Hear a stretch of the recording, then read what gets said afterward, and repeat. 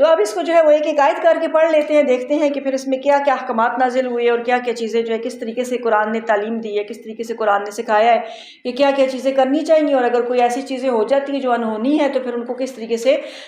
کور اپ کیا جاتا ہے۔ تو اللہ تعالیٰ فرماتے ہیں کہ اللہ تعالیٰ نے سن لی ہے بات اس عورت کی جو آپ سے بحث کر رہی تھی اپنے خامد کے بارے میں، اور وہ فریاد کر رہی تھی اللہ تعالیٰ سے، اور اللہ تعالیٰ سن رہا تھا تم دونوں کی گفتگو، یعنی ساتواں آسمان پہ بھی بیٹھ کے اللہ تعالیٰ جو آپ گفتگو آپس میں کر رہے تھے، ڈسکشن کر رہے تھے، تو وہ اللہ تعالیٰ سن رہا تھا۔ تو اس کا مطلب یہ ہے کہ اللہ تو شہرت سے بھی قریب ہے، وہ تو اگر ہم کوئی بات زبان سے نہ بھی نکالیں، صرف ہم اپنے دل میں سوچیں تو اللہ تعالیٰ تو اس کو بھی جانتے ہیں، اور اللہ تعالیٰ سننے والا دیکھنے والا ہے۔ الذین یظاہرون منکم من نسائہم، جو لوگ وہ زہار کرتے ہیں تم میں سے اپنی بیویوں سے۔ زہار اس کے لیے لفظ یہ ٹرم استعمال کی جاتی ہے، جیسے ہوتا ہے نا نکاح ہے، طلاق ہے، خلا ہے، عدت ہے، رجعت ہے، یعنی رجوع کرنا ہے، اسی طریقے سے ایک ٹرم جو ہے نا زہار بھی ہے۔ تو جو لوگ زہار کرتے ہیں تم میں سے اپنی بیویوں سے، ما ہن امہاتہم، تو وہ عورتیں ان کی مائیں نہیں ہوتی، ان امہاتہم الا اللائی ولدنہم، ان کی عورتیں تو صرف وہی ان کی مائیں تو صرف وہی عورتیں ہیں جنہوں نے انہیں جنم دیا۔ وانہم لیقولون منکرا من القول وزورا، اور بے شک وہ البتہ نامعقول بات کہتے ہیں اور جھوٹی بات کہتے ہیں۔ منکر سے مراد ایسی چیز ہوتی ہے جو اجنبی ہو، جس کو کوئی بھی جانتا پہچانتا نہ ہو، جیسے کہتے ہیں نا کہ یہ شخص جو ہے نا کئی باہر سے آئے تو کہتے ہیں کہ یہ کون اجنبی بندہ ہے، اس کو ہم نہیں جانتے۔ تو یہاں پہ منکر من القول سے مراد ایسی بات ہے جو کہ پسندیدہ بھی نہیں ہے، یا جیسے یہ ہے کہ نارملی ایسے نہیں ہوتا۔ نارملی لوگ اپنی بیویوں کو ماں سے یعنی تشبیہ نہیں دیتے کہ بھئی تم میرے لیے میری ماں کی طرح ہو، تو نارملی یہ بات نہیں ہوتی۔ اب اس نے یہ بات کی ہے تو یہ ایک اس نے آؤٹ آف دی وے جا کے ایک بات کی ہے، لہٰذا اس کو ایک منکر بات سے تعبیر کیا گیا کہ یہ ایک منکر بات ہے اور جھوٹی بات ہے، یعنی یہ جھوٹ ہے کہ کسی کو ماں کہہ دینے سے وہ ماں ہو جائے گی۔ اور بے شک اللہ تعالیٰ عفو غفور، البتہ درگزر کرنے والا، معاف کرنے والا ہے۔ والذین یظاہرون من نسائہم، اور وہ لوگ جو زہار کرتے ہیں اپنی بیویوں سے، ثم یعودون لما قالوا، پھر وہ لوٹ آتے ہیں اس بات سے جو انہوں نے کی، یعنی رجوع کر لیتے ہیں۔ وہ کہتے ہیں کہ نہیں، ہم طلاق نہیں دینا چاہتے اپنی بیوی کو، ہم اس کو اپنے گھر میں رکھنا چاہتے ہیں، چھوٹے چھوٹے بچے ہیں، ہماری فیملی خراب ہو جائے گی، ہمارا گھر اجڑ جائے گا، تو ہم اب بیوی کو واپس لانا چاہتے ہیں۔ اگر تو طلاق دینا چاہتے ہیں تو بس ٹھیک ہے، پھر یہ مسئلہ ہو گیا تو طلاق دے دیں، اور یعنی پھر تو مسئلہ ختم ہو جائے گا، لیکن کفارہ تو تب ہی ادا کرنا ہے جب اس کو اپنے اپنے گھر میں واپس لانا ہے۔ تو جو لوگ رجوع کرتے ہیں، لوٹ آتے ہیں اپنی اس بات سے، اپنی اس بات کو ختم کرنا چاہتے ہیں، تو پھر کیا ہوگا، پھر کس طریقے سے وہ کفارہ ادا کریں گے؟ فَتَحْرِيرُ رَقَبَةٍ مِّن قَبْلِ أَن يَتَمَاسَّا، پھر آزاد کرنا ایک گردن اس سے پہلے کہ وہ دونوں ایک دوسرے کو چھوئیں۔ یعنی چونکہ اس زمانے میں غلام بہت زیادہ ہوتے تھے نا، تو چونکہ غلامی جو ایک ناپسندیدہ فعل ہے، اللہ تعالیٰ نے انسانوں کو آزاد پیدا کیا، تو وہ یہ نہیں چاہتا کہ انسان ہی انسانوں کو غلام بنا لے، لیکن چونکہ اسلام سے پہلے یہ دنیا پوری آدھی دنیا دوسرے لوگوں کی غلام تھی، تو اسلام نے غلامی کو اتنا ناپسند کیا اور غلاموں کو آزاد کرانے کا اتنا زیادہ اجر و ثواب رکھا کہ بہت ساری چیزوں میں کفارہ جو ہے نا وہ غلاموں کو آزاد کرانا رکھ دیا گیا کہ بھئی یہ کیا ہے، اگر قتل خطا ہو گیا تو غلام آزاد کرو، بیوی سے زہار کر بیٹھے تو غلام آزاد کرو، یہ کر دیا تو غلام آزاد کرو۔ اب یہاں پہ بھی غلام آزاد کرنے کی سب سے پہلی شرط رکھی گئی کہ آزاد کرنا ہے ایک گردن اس سے پہلے کہ وہ ایک دوسرے کو چھوئیں، یعنی وہ شوہر اپنی بیوی کو گھر لے کے آئے، دوبارہ سے اس کو اپنی بیوی کی طرح اپنے گھر میں اگر رکھنا چاہتا ہے تو پھر سب سے پہلے تو یہ ہے کہ یا تو ایک گردن آزاد کر، یعنی غلام اگر اس کے اپنے پاس ہے تو اس کو آزاد کر دے، اور اگر اپنے پاس نہیں ہے تو کہیں سے خریدے اور پھر خرید کے اس کو آزاد کرے۔ ذالکم توعظون بہ، یہ وہ قانون ہے جس کی تم نصیحت کیے جاتے ہو۔ واللہ بما تعملون خبیر، اور اللہ تعالیٰ خبردار ہے ان کاموں سے جو تم کرتے ہو۔ ومن لم یجد فصیام شہرین متتابعین من قبل ان یتماسا، پھر جو نہ پائے یعنی وسعت نہ ہو، وہ افورڈ نہ کر سکتا ہو کہ غلام خرید کے اس کو آزاد کرے، تو پھر وہ کیا کرے کہ 2 مہینوں کے لگاتار روزے رکھے، اس میں کوئی بریک نہیں کرنی، کوئی قضا نہیں کرنی۔ اگر ایک بھی قضا ہو جائے گی تو دوبارہ سے رکھنا شروع کرے گا، یعنی اگر بعض تو کہتے ہیں کہ بیماری کی حالت میں بھی، سفر کی حالت میں بھی، کسی بھی چیز میں کوئی قضا نہیں ہے۔ ہاں یہ ہے کہ چونکہ یہ زہار تو مردوں کا مسئلہ ہے، لیکن اگر عورتوں کے اوپر بھی قتل خطا کی صورت میں یا اور کسی صورت میں یہ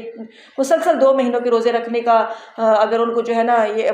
دینا پڑے فدیہ، تو پھر جو ہے نا وہ اگر ناپاکی کے دنوں میں وہ روزہ چھوڑیں گی، اور جو ہی ان کی پاکی شروع ہو جائے گی فوراً وہ روزہ رکھنا شروع کر دیں گی اور 60 دن کے مسلسل روزے پورے کریں گی۔ تو پھر کیا ہوگا کہ وہ روزے رکھیں 2 مہینوں کے لگاتار، اس سے پہلے کہ وہ ایک دوسرے کو چھوئیں۔ وَمَن لَّمْ يَسْتَطِعْ فَإِطْعَامُ 60 مِسْكِينًا، پھر جو استطاعت نہ رکھے تو وہ کھانا کھلائے 60 مسکینوں کو۔ یعنی جیسے ایک روزے کا کفارہ ہے نا، فدیہ ہے نا 2 مسکینوں کو کھانا کھلانا، اسی طریقے سے جو ہے یہ 60 دن کے روزے ہیں تو پھر 60 مسکینوں کو وہ کھانا کھلائے۔ ذالک لتؤمنوا باللہ ورسولہ، اس لیے تاکہ تم ایمان لاؤ اللہ پر اور اس کے رسول پر، وتلک حدود اللہ، یعنی یہ احکامات اس لیے بتائے گئے ہیں کہ تم اللہ اور اس کے رسول پر ایمان لاؤ اور تمہیں یقین ہو کہ بھئی اگر ہم نے اللہ پر ایمان لایا ہے تو اب ہمیں اس کے حکموں کو بھی ماننا پڑے گا اور اس کے حکموں کے مطابق ہمیں زندگی گزارنی پڑے گی، اور یہ اللہ کی حدود ہے۔ وللکافرین عذاب علیم، اور انکار کرنے والوں کے لیے دردناک عذاب ہے، یعنی جو بھی ان حدود کے اندر رہنے سے انکار کرے گا اور ان حدود کو توڑ کے باہر نکل جائے گا اور اپنی طرف سے کچھ چیزیں شروع کر دے گا تو اس کے لیے پھر دردناک عذاب کی وعید سنائی ہے قرآن نے۔ تو اب یہاں تک جو ہے اس کا کفارہ کمپلیٹ ہو گیا، جو کہ 3 صورتوں میں تھا۔ ایک تو یہ ہے کہ وہ ایک غلام آزاد کرے، اگر غلام آزاد نہیں کر سکتا تو یعنی سب سے پہلے تو اس کے اوپر مالی تاوان ڈالا گیا نا، ظاہر غلام خریدنا، اس کو آزاد کرنا تو ایک یعنی اس کو کیا کہتے ہیں ایکسپینسو ایک طرح کا وہ کفارہ ہے نا، تو یا تو سب سے پہلے وہ یہ کرے گا، اگر وہ یہ نہیں کر سکتا تو دوسرا یہ ہے کہ پھر اس کی جان کے اوپر ڈالا گیا۔ ظاہر 60 دن کے مسلسل روزے رکھنا آسان کام تو نہیں ہے، لیکن اس کی جان کے اوپر ڈالا گیا کہ پھر وہ 60 دن کے مسلسل روزے رکھے تاکہ ہر دن اسے یاد ہو کہ میں نے ایک غیر ذمہ دارانہ بات منہ سے نکالی تھی تو اس کی کفارے کے طور پہ میں یہ روزے رکھ رہا ہوں، تو 60 دن کے مسلسل روزے رکھے۔ اب اگر اس کی جان بھی ایسی ہے کہ وہ نہیں افورڈ کر سکتا، یعنی اپنی فزیکلی اس لحاظ سے، اپنی ہیلتھ کے لحاظ سے وہ نہیں افورڈ کر سکتا کہ 60 دن کے مسلسل روزے رکھے، تو پھر وہ کیا کرے کہ وہ پھر مسکینوں کو کھانا کھلا دے، جو کہ پھر 3 درجے پہ آتا ہے، تو 60 مسکینوں کو کھانا کھلائے، اس طریقے سے پھر اس کی بیوی اس کے لیے حلال ہو جائے گی، جائز ہو جائے گی، اس کو دوبارہ اپنے گھر لا سکتا ہے۔ آگے اگلی آیت میں فرمایا کہ ان الذین یحادون اللہ ورسولہ، بے شک وہ لوگ جو مخالفت کرتے اللہ تعالیٰ اور اس کے رسول سے، کبتوا کما کبت الذین من قبلہم، تو وہ رسوا کیے جائیں گے جیسا کہ رسوا کیے گئے وہ لوگ جو کہ ان سے پہلے تھے۔ اب یہ اس صورت میں جو کہ ایک تو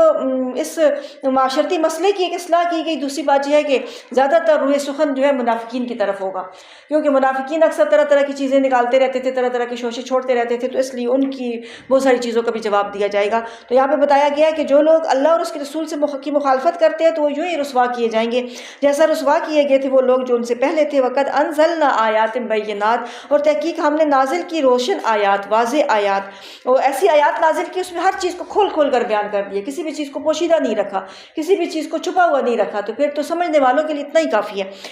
وللکافرین عذاب مہین، اور انکار کرنے والوں کے لیے رسوائی والا عذاب ہے۔ یوم یبعثہم اللہ جمیعا فینبئہم بما عملوا، جس دن اٹھائے گا اللہ تعالیٰ ان سب کو، پھر وہ خبر دے گا انہیں ان اعمال کی جو انہوں نے کیے، یعنی ایک ایسا دن آئے گا نا، مرنا ہے، مرنے کے بعد پھر دوبارہ اٹھنا ہے، جو کہ قیامت کا دن ہوگا، تو قیامت کے دن اللہ تعالیٰ سب کو اکٹھا اٹھائیں گے، سب کو اکٹھا کریں گے، اپنے سامنے حاضر کریں گے، اور پھر جو کچھ بھی انہوں نے زندگی میں کیا ہوگا وہ سارا نامہ اعمال تیار ہو رہا ہے، وہ ان کے ہاتھ پہ پکڑا دیا جائے گا، اس میں جو کچھ بھی انہوں نے کیا ہوگا اس کے اوپر لکھا ہوا ہوگا، اور اللہ تعالیٰ انہیں ان ساری چیزوں کی خبر دے دے گا۔ احصاہ اللہ ونسوہ، کیونکہ ان ساری چیزوں کو اللہ نے تو لکھ لیا تھا، اللہ نے تو شمار کر لیا تھا، اللہ نے تو کاؤنٹ کر لیا تھا ہر ایک چیز کو، لیکن وہ لوگ ان چیزوں کو کر کے بھول گئے، انسان بھول گئے کہ ہم نے کل کیا کیا، پرسوں کیا کیا، 5 سال پہلے کیا کیا، 10 سال پہلے کیا کیا، لیکن اللہ کے پاس جو ریکارڈ تیار ہو رہا ہے اس میں کوئی کسی قسم کی بھول چوک کا کوئی امکان نہیں ہے۔ جیسے قرآن مجید میں ایک اور جگہ پہ آتا ہے کہ وما کان ربک نسیا، آپ کا رب بھولنے والا نہیں ہے کہ وہ چیزوں کو بھول جائے، تو اللہ تعالیٰ نے تو اس کو شمار کیا ہوا ہے لیکن وہ اس کو بھول گئے۔ واللہ علی کل شیء